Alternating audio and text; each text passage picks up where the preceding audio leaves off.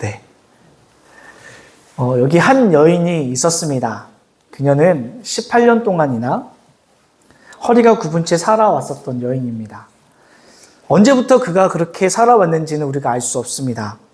태어났을 때부터 허리가 굽어 있었거나 혹은 어렸을 때에는 그가 건강했으나 한순간 어떤 하나의 사건과 사고로 인해서 허리가 굽어졌는지 성경에서는 자세하게 밝히고 있지 않습니다. 중요한 것은 당시의 의학적인 발전에 의학적인 기술의 한계에 있어서 그의 허리가 굽어져 있던 허리가 펴지지 못했다라는 겁니다. 그러니까 의학적인 지식의 도움을 받더라도 그의 허리는 절대 펴질 수가 없었던 상황이었던 거죠.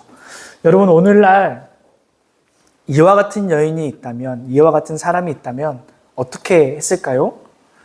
아주 훌륭한 병원에 데리고 가서 그의 허리를 세워주는 의학적인 치료를 받았겠죠. 그런데 이 여인은 그 문제가 해결받지 못했습니다.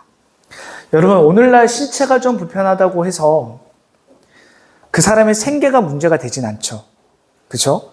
내가 몸이 불편하다고 해서 먹고 사는 일에 요즘은 크게 지장이 없습니다. 하지만 이 여인은 당시 시대적, 사회적 풍습으로 놓고 본다면 그의 인생을 한마디로 이야기하자면 그의 인생은 진짜 회복이 불가능하고 그의 인생 자체가 그냥 망가진 인생이었다라는 거예요.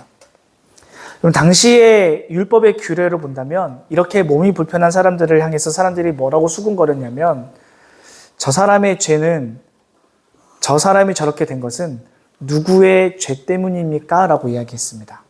저 사람이 저렇게 몸이 불편하게 된 것은 저 사람이 어떠한 죄를 언제 지어서 저렇게 된 것일까요? 그의 무슨 죄 때문입니까? 혹은 그는 아무런 죄를 짓지 않았더라도 혹 부모로부터 온 죄 때문은 아닙니까? 라는 이야기를 받았다라는 거예요. 사람들은 계속해서 이렇게 이야기했습니다. 혹 그는 귀신에게 매여서 혹 저 사람은 어떠한 죄를 지어서 저렇게 된 것일까에 수군거리면서 뛰어넘어 사람들의 편견의 시선들은 이런 것이었어요. 마치 그 여인이 다가올 때마다 죄인아 저리 가, 떨어져. 나한테 무슨 연유로 나한테 다가와? 저리 떨어져. 뭐 이런 느낌이었던 거예요. 죄인을 대하는 듯한 눈빛. 마치 귀신이 나에게 찾아와서 도망가려고 하는 사람들의 시선들에 있어서 그런 시선들을 당할 때마다 이 18년 동안이나 허리가 굽어 있었던 이 여인의 입장에서는 가뜩이나 하늘도 바라볼 수 없는 그런 마음인데 그런 육체적인 제한이 있는데 이제는 사람들의 그런 수군거림과 사람들의 차별과 무시로 인해서 그의 마음마저도 어둡게 변했던 그녀의 인생이었습니다. 희망조차 보이지 않았었던 그렇게 18년 이상 살았었던 이 여인에게 있어서 그녀는 어느 날 습관처럼 회당장에 찾아왔을 때 예수님을 만나게 되었습니다. 예수님이 그녀를 먼저 바라보았습니다. 그리고 그녀는 예수님과 눈이 딱 마주쳤던 거예요. 그리고 그녀를 예수님께서 부르셨습니다. 뭐라고 부르셨냐면 아브라함의 딸이라고 말씀하시고 즉시 그녀의 굽은 허리를 치유해 주셨습니다. 땅만 바라보고 살았던 주변 사람들에게 차별과 무시를 받아 그의 마음마저도 닫혔었던 이 여인이 회당장에서 예수님을 만남으로 드디어 하늘을 쳐다보게 되었어요. 나를 고쳐주신 예수님을 쳐다보게 되었어요. 그녀는 예수님을 만남으로 인해서 그녀에게 새로운 삶이 주어지기 시작했습니다. 그동안 그녀에게 얽매여져 있었던 그녀가 이렇게 된 것은 누구의 죄 때문인가에 있어서 무슨 귀신이 씌었었던 것인가라고 하는 그 여인을 향한 무시와 멸시와 차별에서 사람들의 수군거림으로부터 그녀는 자유로워졌습니다. 이렇게 회당장에서 한 사람은 예수님을 만나 그의 인생이 새로워지고 자유롭게 되었지만 또한 그 순간 다른 한 사람은 마음에 불편함이 생기는 일이 오늘 사건에 또한 등장합니다. 왜냐하면 그 사람은 율법이라고 하는 이 전통과 규율에 있어서 대단히 올곧은 사람이었기 때문입니다. 그 사람은 바로 회당장이었습니다. 여러분, 회당장은 당시 유대 사회에서 종교적으로 또 사회적으로 되게 대단한 권위를 가진 사람이었습니다. 회당장에게 있어서 중요한 것은 안식일을 지키는 것이었습니다. 안식일을 지키는 것이야말로 예수님께 대한 충성이라고 그는 여겼습니다. 그는 모세의 율법을 엄격하게 따르는 것이야말로 진정한 신앙생활의 본질이라 여겼던 사람입니다. 그런 그에게 있어서 예수님이 오늘날 안식일에 회당장에 나온 18년 동안이나 허리가 굽어져 있는 이 여인을 회복시킨 것은 회당장에게 있어서는 노동이었기 때문에 오늘날 이 규정, 안식일에 쉬어라라고 하는 이 규정을 가지고 예수님께 대들었던 겁니다. 회당장은 하나님께 대한 열정이 진짜 충만한 사람이었어요. 사회적으로, 종교적으로 권위를 가진 자였기 때문에 예수님의 사역에 대해서, 예수님의 이러한 병고침에 있어서 그는 종교적인 전통, 이 질서를 다시 바로잡고자 하는 그의 마음에 신앙의 열정이 있었던 사람입니다. 그런데 회당장은 그가 그토록 지키며 살았던 이 율법 속에서 오늘날 예수님이 보여주시고 가르치셨던 한 생명에 대한 돌봄, 그 생명에 대한 가치에 대한 시선은 잘 배우지 못했었던 것 같아요. 그렇다면 오늘 이 허리 굽은 여인을 치료해 주시고 또 회당장을 향해 위선자라고 말씀하시면서 그에게 진정한 신앙, 율법의 본질을 말씀하신 예수님의 시선은 어떤 것이었던 것일지 한번 살펴보려고 합니다. 예수님의 시선에서는 이런 것이 아닐까 생각이 되어집니다. 회당장에서 사람들과 말씀을 나누고 가르칠 때 한 여인이 예수님의 눈에 들어왔어요. 바로 18년 동안이나 허리가 굽어져 있었던 사람이었죠. 그녀는 많은 사람들에게 병든 여인, 불쌍한 여인, 죄인, 귀신의 매인자라고 손가락질을 당하고 모든 사람들이 그녀를 불편해할 때 예수님은 아브라함의 딸이라고 말씀하시고 그녀를 부르십니다. 예수님은 그녀도 하나님의 소중한 자녀라고 말씀하시며 그녀의 아픔을 공감하시고 그녀의 아픔을 치유해 주시고 그녀에게 하나님 나라의 가족, 자녀로서의 삶을 회복시켜 주셨습니다. 그리고 동시에 여인의 치유 사역에 있어서 율법의 질서를 혼란을 야기시켰다고 말하는 이 회당장에게 예수님은 위선자라고 말씀하셨습니다. 이때 말한 이 위선자의 말은 회당장에 대한 어떤 감정적인 분노를 하신 말씀이 아니라 율법을 지키는 것에 사로잡혀서 그 율법의 본질인 이 사랑의 실천을 잃어버린 회당장을 향한 긍휼과 또 사랑의 말씀이었던 겁니다. 이처럼 예수님은 회당장에서 춥고 또 어두운 삶을 살았었던 여인에게는 자유를 주었고 잘못된 신앙의 열정을 품었던 자에게는 올바른 길을 제시하셨습니다. 그리고 오늘 이 말씀은 오늘 우리로 하여금 위로와 도전의 말씀으로 우리에게 이야기하려고 합니다. 저는 오늘 이 말씀을 처음에 여러분들에게 어떻게 풀까 대단히 많이 고민했거든요. 한 주 동안. 물론 이 말씀을 교육적인 의미로 얘기하면 이렇게 얘기할 수 있어요. 우리에게도 영적인 이 죄의 문제로 인해서 허리가 굽어져 있는 것과 같은 삶을 살아간다라고 이야기할 수 있습니다. 뭐 예를 들면 여러분 우리가 스마트폰이나 태블릿이나 컴퓨터를 많이 이용하면 어떠한 일이 신체적인 변화가 일어나죠? 허리가 굽어지고 목이 앞으로 튀어나오는 거북목 증상을 겪습니다. 여러분 거북목이 생기고 허리가 굽어지면 요즘 같은 시대에 컴퓨터 할 때, 핸드폰 할 때 자세를 똑바르게 하세요 라고 의사가 권유하고 그래도 안 되면 치료를 받고 그래도 안 되면 수술을 하잖아요. 근데 문제는 뭐예요? 내가 지금 이렇게 하면 안 돼라고 생각하면서도 우리가 그렇게 행동을 하잖아요. 이것은 영적으로도 우리가 똑같은 것 같아요. 하나님의 말씀을 거울로 비춰봤을 때 이거 얘가 하면 안 되는 거지라는 것을 우리가 주일날 매주마다 듣습니다. 고쳐야지. 살아야지. 하지만 우리의 삶은 어때요? 그렇게 살아지나요? 쉽지가 않죠. 근데 이 모든 이렇게 영적인 죄의 문제로 허리가 굽어진 우리의 영적인 마음이 예수님을 만나면 치유해 주시고 회복시켜 주시고 새로운 자유를 주신다라는 것이 사실 이 본문이 우리에게 말하고 있는 교육적인 의미로서는 그렇게 다가갑니다. 그런데 저는 오늘 그 말씀을 그렇게 준비하다가 어느 날 이 18년 된 이 여인을 바라보면서 이 여인이 나와 같다라고 생각이 들어지니까 어느 날 이 말씀이 저에게 대단히 감동으로 다가오더라고요.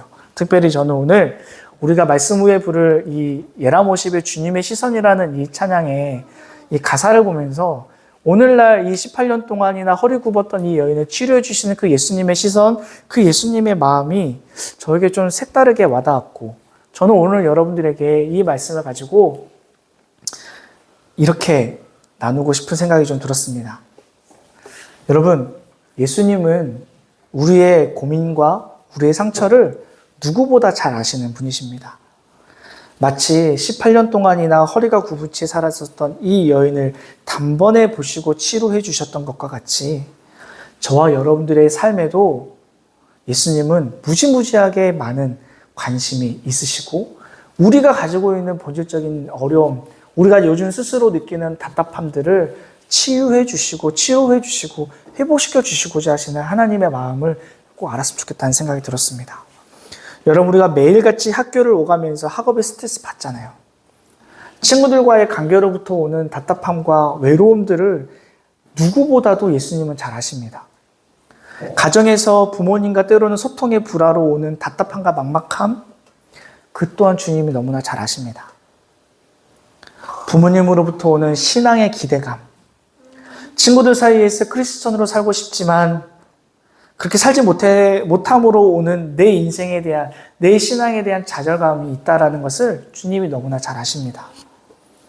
이처럼 주님은 우리가 외롭다고 느낄 때, 또 지쳐있을 때, 또 금방이라도 무너질 것과 같은 마음을 겨우 안고 있는 이 순간에 주님은 우리를 너무나 잘 아시고 우리를 향한 사랑과 국민의 시선으로 오늘 여러분들을 바라보고 계십니다. 오늘 예수님의 시선은 바로 여러분 한 사람 한 사람에게 있습니다. 예수님은 우리가 삶 속에서 더 이상 허리를 굽히고 땅에 시선을 두며 살아가는 것을 원하지 않으십니다. 그리고 더 이상 어두운 땅을 바라보며 살 필요가 없다라고 우리에게 말씀하고 계십니다. 주님이 친히 우리의 굽어진 허리를 펴시고 이제 주님을 바라보라라고 말씀하고 계십니다. 여러분, 조금 더 편하게 제가 쉽게 이야기해 볼게요. 여러분, 교회에 출석하는 여러분들의 이유와 목적이 혹시 어디에 있습니까? 엄마 아빠가 가라고 해서, 나는 예수님에 대해서 전혀 알지도 못하는데, 나는 믿음도 없고, 나는 신앙도 없고, 나는 왜 하나님이 이 세상을 창조했다라고 말하는 것이 왜 안 믿어지는지, 왜 성경에서는 나를 죄인이라고 말하고 있는지, 그런데 왜 예수님이 나를 자녀라고 부르는지 나는 전혀 알지 못한 채 지금 이 자리에 나와서 예배드리고 있는 친구들이 분명히 저는 있다고 생각해요. 근데 그것이 문제가 아니에요. 이 교회는요, 어떤 대단한 믿음을 가지고 나와서 예배드리는 것이 예배가 아니고 신앙이 아니라는 것을 제가 여러분에게 말하고 싶어요. 대단한 믿음이 있어서 오늘 말씀을 가지고 열심히 살아야지, 이것을 오늘 주님이 원하시는 게 아니에요. 주님은 18년 동안이나 허리가 굽은 채 이제 더 이상 나는 치료를 받을 수 없구나라고 생각하며 그냥 회당장에 나와 있었던 이 한 여인을 예수님을 만나주셨고, 오늘 그와 같은 시선이 오늘 여러분들을 한 사람 한 사람에게도 있다라는 것을 오늘 우리에게 말씀하고 싶으신 겁니다. 사랑하는 여러분, 우리는 인생을 살면서 나이가 들어가면 들어갈수록, 내 학년이 높아지면 높아질수록 하나님을 바라보게 하는 것보다 사회적으로는 자꾸 땅만 쳐다보게 하는 것이 우리 인생이에요. 그렇게 살아가게 자꾸 세상을 만들어요. 어느 순간 우리도 모르는 사이에 우리 신체적으로 허리가 굽어지고 우리의 영적으로도 우리의 허리가 굽어져 가게 되는 것이 세상이 바라고 세상이 좋아하는 그런 거예요. 그런데 하나님은 그것을 원하지 않나 하신다는 겁니다.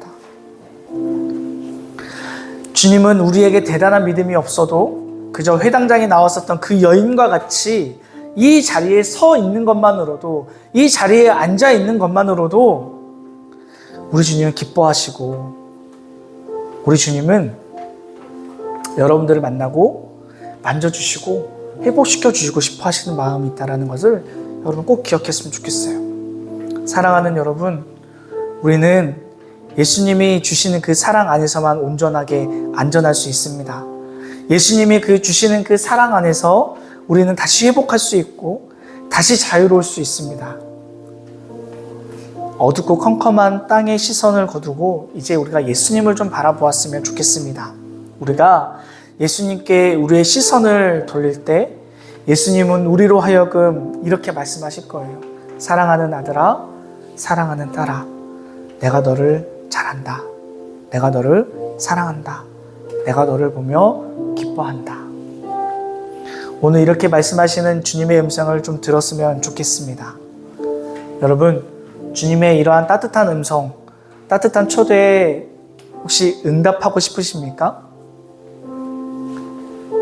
그런 마음이 있다면 오늘 다 같이 자리에서 일어나서 우리 함께 이렇게 기도하고 나아갔으면 좋겠습니다.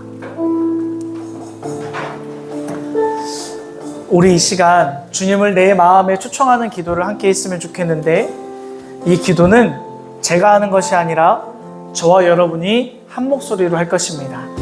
이 기도를 드릴 때 진심 어린 마음으로 하나님께 나아갔으면 좋겠습니다. 우리 같이 천천히 우리 함께 읽도록 하겠습니다. 함께 읽습니다. 시작. 예수님, 저는 죄인입니다. 제 힘으로는 결코 하나님께 나아갈 수 없는 존재입니다. 그러나 십자가에서 저를 위해 죽으시고 부활하신 예수님을 믿습니다. 그 사랑으로 저를 구원해 주시고 새로운 생명으로 인도하여 주옵소서. 오늘 이 자리에서 저는 주님께 제 삶을 드립니다. 나의 구주로 영접합니다. 제 삶의 주인은 더 이상 제가 아니라 예수님입니다. 주님께서 저를 붙잡아 주시고 주님과 함께 살아가는 기쁨을 누리게 하여 주옵소서. 이제는 주님을 위해 살겠습니다. 주님의 시선 속에서, 주님의 사랑 안에서, 주님의 기쁨 가운데 살게 하소서. 예수님의 이름으로 기도합니다.